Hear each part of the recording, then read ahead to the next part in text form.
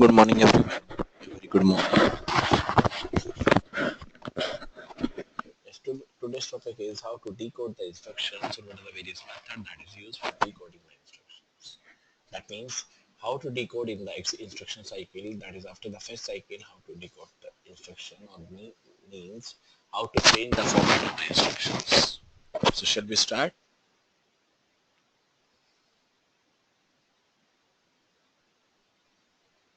Yes, this requires operands also, operation also. Operation in the sense, what kind of operation? That may be arithmetic operation, that may be a logical operation. Operates in the sense, variable on which we have to act, on which we have to apply the operation.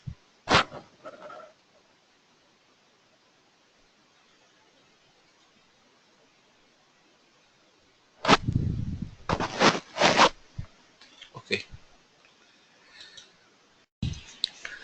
Now, instruction cycle is divided into two parts. One is the fetch cycle, one is the decode cycle. Fetch means fetches the instruction from the memory. Then execute means decode the instructions, fetches the required operands, whatever the operand, that may be A, B, C, whatever the required operand that is available. Then next one is perform the operation, whatever the operation that we perform, that is under the execute cycle. And this comprises a sequence of the micro operations, each of which involves a transfer of data and from the registers, whatever the data, whatever the tool that we are acquiring, so that is used with the instruction cycle, that is used with the micro operation, that involves a transfer of the data to and from the registers. How it will gather the data, how it will involve the data.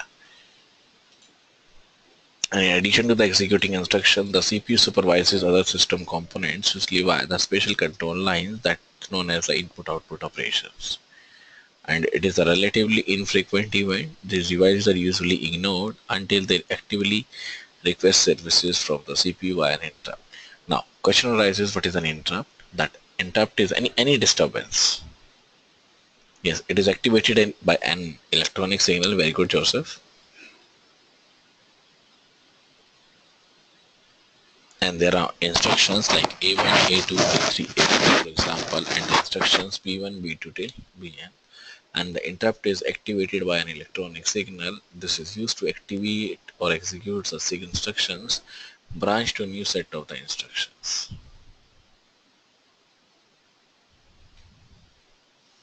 Execute means, yes, all right. So branch is used to set the new set of instructions. Now this is one of the flow chart. One is the instruction cycle, there is the start, instruction awaiting executions.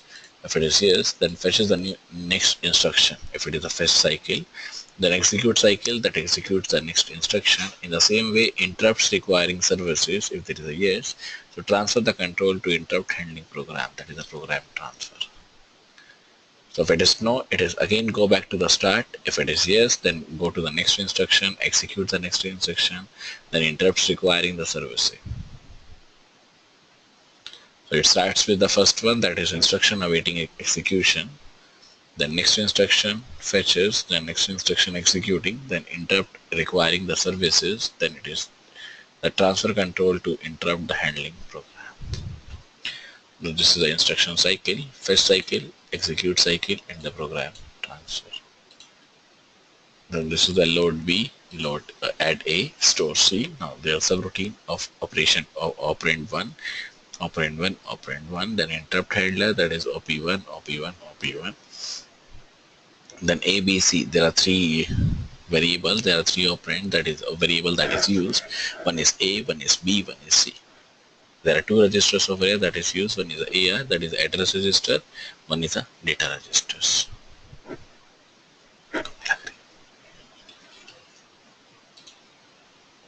So one is AR, that is address register. One is the data register that is used. Then ALU, PCU, yes, program control unit.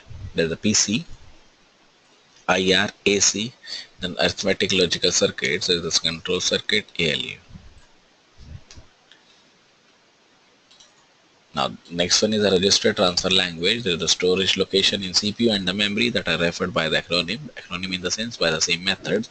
Then accumulator, that is the main operand register of the ALU. Main operand register means which accumulates each and every output. That may be an intermediate output, that may be a final output. It depends. This is the accumulator.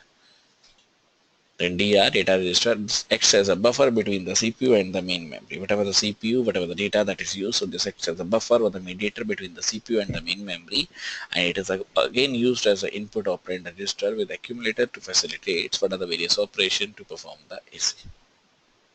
Then here, this is address register. This holds a memory address of an operand. Memory address means, for example, I'm declaring two variable A and B. Is these two variables take some space in the memory that are known as the memory address of the operand. This is one of the example. Yes, this A arrow B, this transfers the content of a storage location B to A. The next one is content of the memory at location ADR to the location A. Again, it is a flowchart that is that shows one is the start, one is the CPU activated or not. If it is activated, then the PC or the program counter register is converted into the or going into the AR. Then a memory of the AR is converted into the DR. Then DR is converted into the IR. This increments the PC decode instruction. Then adds the instructions. If it is no, then store. Otherwise, it is again going into the fetch cycle or the decode cycle. This is the continuation of the last one, that is add instruction. If it is yes or the no, this is AR, DR. DR address is converted into the AR, then the DR address is converted into the PC. Then DR is yes, then the memory of the AR,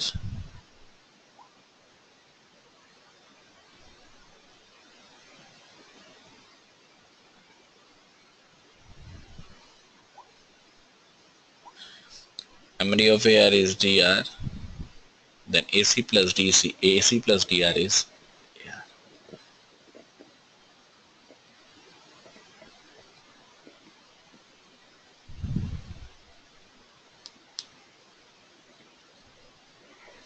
Now, next one is for the storing the instruction. If it is yes, then again the DR address is going into the PC. Next part is how to evaluate an instruction, or how to execute an instruction in the how to execute an instruction in the program. So this is A equals to B plus C, then load A, load B, add C, store A. So whatever the load procedure that is following up, so that is available over here. So this is load B, then add the C, then store the A. Now, when it is loading the B, then PC, whatever the output that is available in the PC, that is converted or going into the AR. Then the memory address of the AR is converted into the DR. Then the opcode of the DR is going into the IR. Then increment the PC, decode the instruction in the IR. Then the address of the TR is going into the AR. Again, the address of the or the memory of the AR is going into the DR. Then DR is going into the AC. So one is a fetch, one is a execute. Fetch means fetches the instruction till here, then execute is memory of AR is converted into the DR, and the DR is converted into the MR, AC. Then A equals to B plus C, then add AC, AC is for the AR, PC, then the DR, memory of AR, then IR, DR of code, then increment the PC, decode the instruction in the IR, then AR, DR, and DR of and the memory AR. Then AC equals to AC plus DR. Then store A. Again, it is the same that is used for the decode instruction, increment AR, DR, again AC, DC, and the DR of the memory of AR. The next one is the load B input, AR PC, load B, add C, store A. Then it's a control circuit, that is again the IR. Then PC, AC, this is the arithmetic logic circuits. This is available within the ALU, arithmetic and the logical unit.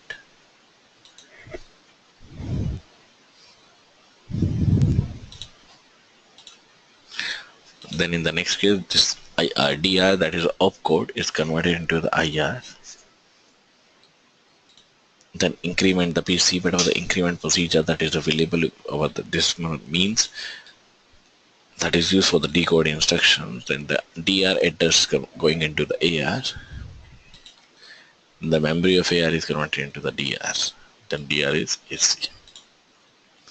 Now these are the various extensions that is available with the DR AR. Additional addressable registers for storing operands and addresses, and if there are multipurpose, we have what is known as a green register organization.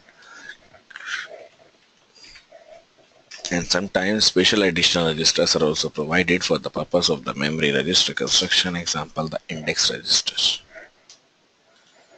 And the capabilities of the ALU circuits can be divided or can be extended to include multiplication and the division. And this can process floating point, that means real number, as well as the integer, which that is a ALU. So ALU can process the floating point number, that is maybe a real number, as well as the integers. And the additional registers can be provided for storing the instruction, that is the instruction buffers.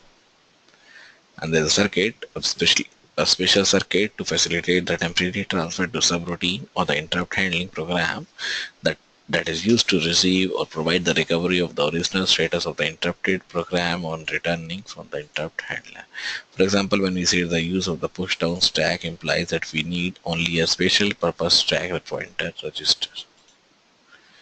Then parallel processing means simultaneous processing of two or more distinct instruction or the data streams.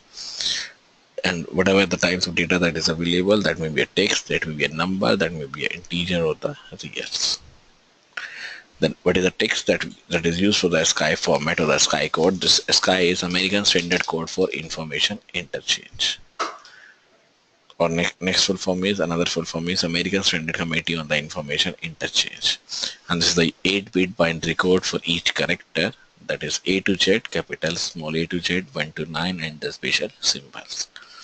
And the special unprintable or unprintable characters such as the enter key, that is the CR for the carry return. The number, this is the binary number representation of the integers. If you say 1 bit to signify positive or the negative, then n bit binary word can represent integer in the range. For example, when we say there is a 16-bit binary number that can represent integer in the range is that -2, 16 minus 1 is -1, then up to +2, 16 minus 1. And next is the 16-bit binary number. This is a 16-bit binary number. This is 0, 1, 2, 3, 4, 5, 6, 7, 8, 9, 10, 11, 12, 13, 14, 15. This starts with 2 power 0, then into 1, then 2 power 1 into 1. Again, this is the same, this is same, this is 2 power 4, then 5 or 6 are not available, then 7, 8, again 9, 10, 11, 12, 13, 14, 15 are not available. And 2 power 8 is 256.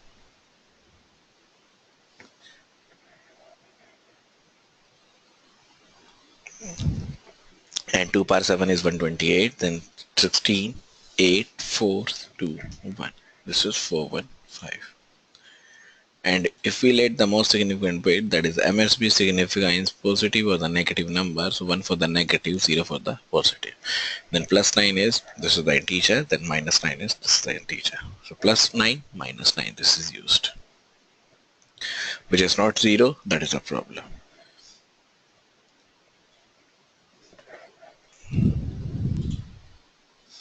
So we need to we need a different representation for the negative numbers known as a 2's complement. Take the 1's complement of the positive number, that becomes this one. So first of all, take out the 1's complement, then add the 1 that is known as a 2's complement. So this is like this one. Note the addition of the 1's complement and the original is not 0.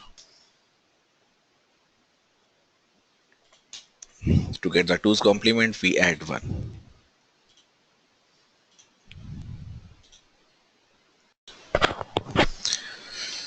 Now this is the next example of the number that is used with +1 and the -1. -1 have a integers, or -1 have a binary digit, that is 16 times 1 that is used, and the +1 is used with the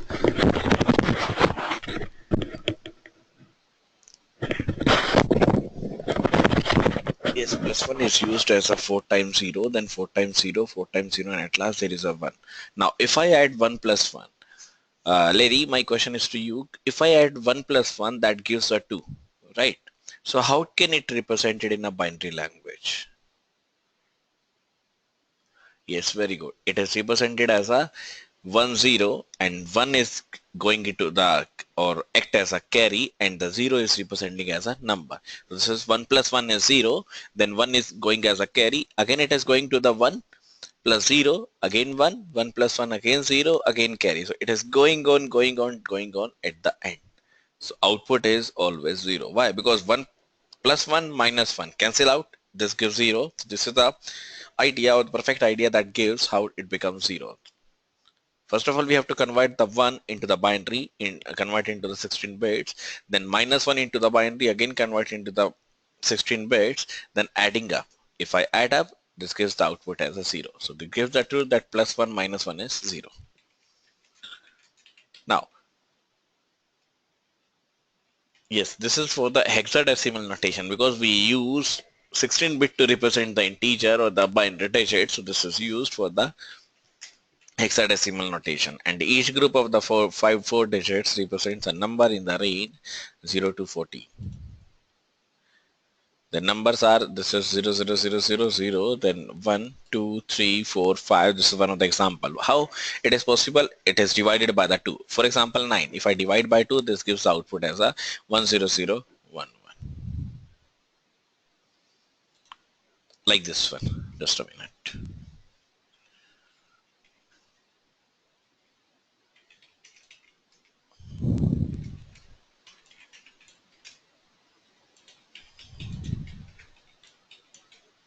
This is 9 by 2, so this gives the output as a 1 0, sorry, 1 0 0 1.